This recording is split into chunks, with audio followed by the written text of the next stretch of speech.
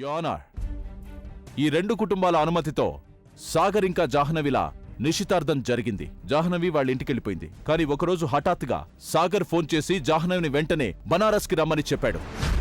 సాగర్ని జాహ్నవి ఎంతగానో ప్రేమిస్తుంది గనక అతను అలా చెప్పగానే బనారస్కి వచ్చేసింది. అయితే తను బనారస్కి వచ్చి రాగానే సాగర్ తనని రిజిస్టర్ పెళ్లి చేసుకుంటానని జాహ్నవికి ఎంతమాత్రం తెలియదు.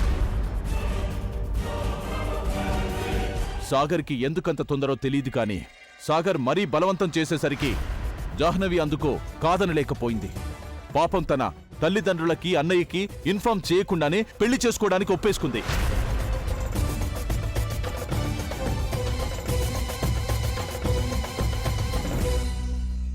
యువర్ ఆనర్, ఈ పాయింట్ వెరిఫై చేయడానికి గాను నాకు కొంచెం టైం కావాలి. నేను కోర్టు వారిని కోరుకునేది ఏంటంటే అప్పటి వరకు ఈ విచారణ వాయిదా వేయమని కోరుతున్నాను. సరే, అయితే మీకు 1 గంట వ్యవధి ఇవ్వబడుతుంది. Thank you your honour.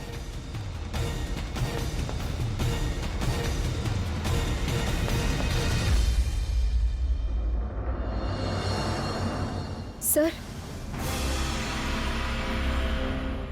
Sagar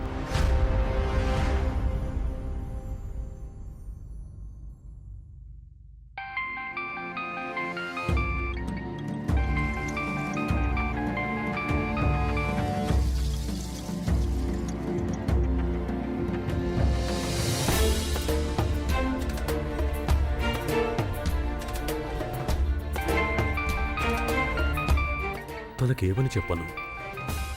జాహ్నవిని హత్య చేసిన ఆరోపణ సాగర్ మీద పడిందని ఎలా చెప్పటం?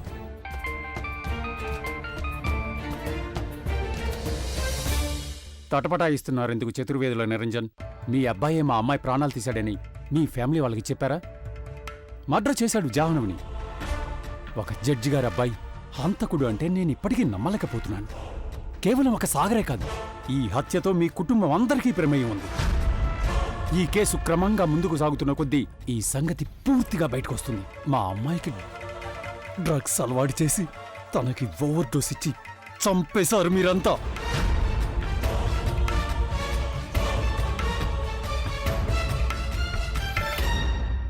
మీరేగా మా అబ్బాయిని డ్రగ్స్ ర్యాకెట్ నడిపిస్తున్న వాళ్ళ తరఫున వాదించమని చెప్పింది. నిజాన్ని తన నుంచి కప్పిపెట్టారు, తనని మిస్లీడ్ చేశారు. తర్వాత కంపెనీ వాళ్ళ కారణంగానే మీ అమ్మాయి జీవితం ముగిసిపోయింది. అప్పటికీ మీరు మా అబ్బాయినే నిందిస్తున్నారు. నిందించకుండా ఎలా ఉంటాను? మీరే కదా వచ్చారు మా జాహ్నవిని మీ అబ్బాయికిచ్చి పెళ్లి చేయమని. తర్వాత హఠాత్తుగా ఏం జరిగిందో తెలియదు. నేను లేకుండానే వాళ్ళిద్దరికి మీరు పెళ్లి జరిపించేశారు. అప్పుడు కూడా నేనేం మాట్లాడలేదు. ఎందుకో తెలుసా? మా అమ్మాయి సంతోషమే మా సంతోషమని ఊరుకున్నాను నేను. కానీ వాస్తవం ఏమిటంటే మీ అబ్బాయి గాని మీ కుటుంబం గాని మా అమ్మాయికి తగిన వారు కాదు. మా అమ్మాయి మీ ఇంట్లో సంతోషంగా ఉండలేకపోయింది. తన మరణానికి మీరంతా పూర్తిగా బాధ్యులు. త్వరలోనే నేను కోర్టులో నిరూపించి చూపిస్తాను. మీ అబ్బాయే మా అమ్మాయి జాహ్నవిని మర్డర్ చేశాడని. నేను నా కూతుర్ని పోగొట్టుకున్నాను. మీరు కూడా మీ అబ్బాయిని పోగొట్టుకుంటే తప్ప మీకు అర్థం కాదు. తల్లిదండ్రులకి ఓరి సాలిగ్రాముడా, కోర్టు తనని వదిలిపెట్టలేదా? సాగర్కి జామీన్ ఇవ్వలేదు నాన్నమ్మ. బెయిల్ ఇవ్వలేదే తనకి? పెద్ద కబుర్లు చెప్పావు. అమ్మగారు, మీ చిన్నాని తీసుకుని వస్తానన్నావు, నా చిన్నాన్ని విడిపిస్తానన్నావు. మరి ఏడి చిన్న? ఎక్కడున్నాడు నా చిన్న? నోరు విప్పి మాట్లాడవే. పెద్ద పొరపాటు చేశాను నేను. దీన్ని నమ్ముకోవడం చాలా పెద్ద పొరపాటు. కబుర్లు చెప్పడం ఒక్కటే తెలుసు దీనికి. నా పిచ్చి కాకపోతే దీన్ని నమ్మడం ఏంటి నేను? మొదటిసారిగా నీ మీద నమ్మకం పెట్టుకున్నాను. నీ మీద నా ఆశలన్నిటినీ నిరాశ చేసి పారేశావు. ఇదేగా నువ్వెప్పుడు చేసేది? చిన్నప్పటి నుంచి ఈ పనేగా చేస్తూ వస్తున్నావు నువ్వు. నానమ్మ, గంగ తన వల్ల అయిన ప్రయత్నాలన్నీ చేసింది. సాగర్కి జామీన్ కూడా వచ్చేది. కానీ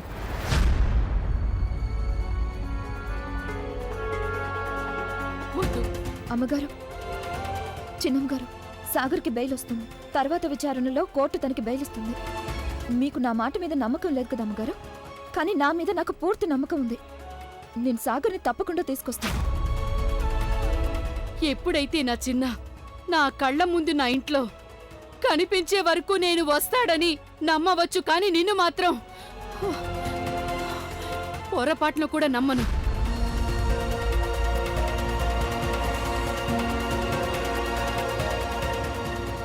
అబద్ధం చెప్తున్నారా? తను క్షేమంగా ఉన్నాడా?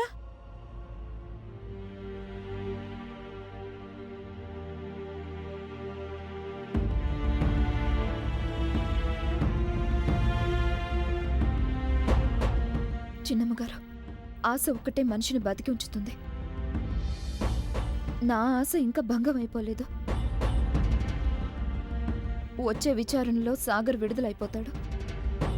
నిజంగా నా మాట మీద నమ్మకం ఉంచండి.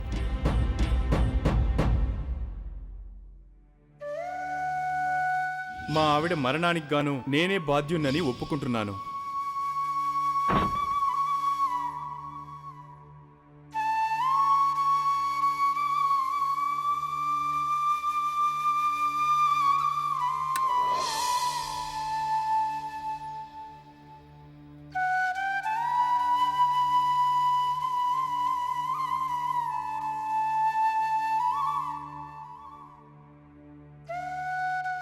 బాబు, నా సాగర్.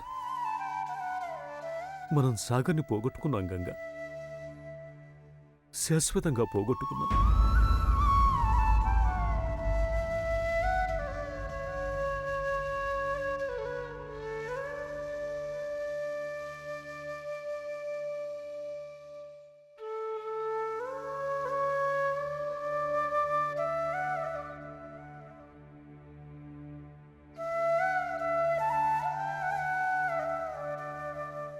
అంత మాట అనకండి బాబుగారు. కంఠంలో ఊపిరున్నంత కాలం ఆ ఆశని పూర్తిగా వదులుకోకూడదు. నేను మీకు మాటిస్తున్నాను. నేను సాగర్ని తిరిగి తీసుకొస్తాను. నేనుండగా తనకేం కానివ్వను.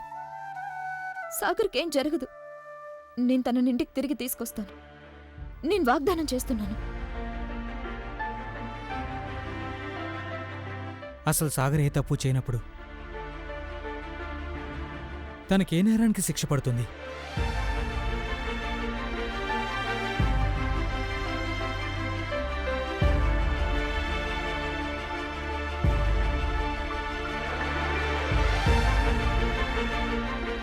సాగర్ తిరిగొస్తాడు నాన్న, తప్పకుండా వస్తాడు.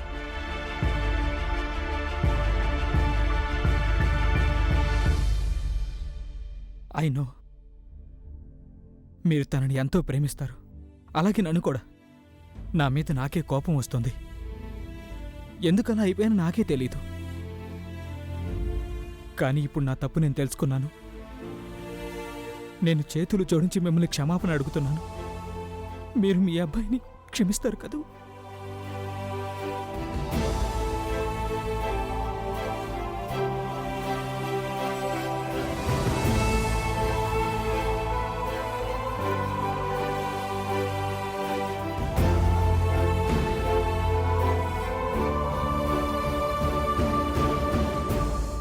నాకు ఇవాళే అర్థమైంది. నిండా మునిగిపోతున్న వాడికి గడ్డిపోచ విలువేమిటో తెలుస్తుంది. నేను బలహీనపడిపోయాను, ఒంటరివాణ్ణయ్యానని కుమిలిపోయాను. ఇక అది లేదు. మా అబ్బాయి నాకు తోడుగా ఉన్నాడు. వయసు అయిపోతుంది కదా, మనసుకి ఎక్కువ బాధ కలిగినప్పుడు నేను తట్టుకోలేకపోతున్నా. లేదు, అలాంటి మాటలు అనకండి మీరు. అదేం కాదు. నేనున్నానుగా మీకు తోడుగా. అంటే మీరిక ఒంటరి వారు కాదు. అలాగే సాగర్ కూడా తిరిగి వచ్చేస్తాడు. మీకు 2 కొడుకులు. వాళ్ళిద్దరూ అడుగడుగునా మీకు తోడుగా నిలబడతారు. I promise.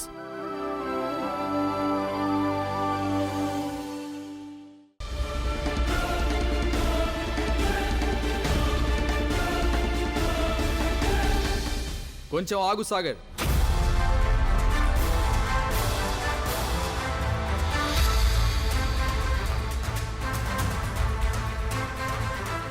ఇది నీ కన్ఫెషన్ లెటర్ కాదు, ఇది నీ సూసైడ్ లెటర్. దీన్ని మిస్టర్ శ్రీనివాస్ గారే బలవంతంగా చేయిస్తున్నారు. సాగర్, స్వయంగా నువ్వు కూడా లాయర్వే. ఆయన మాయమాటల్లో ఎలా పడిపోయావు?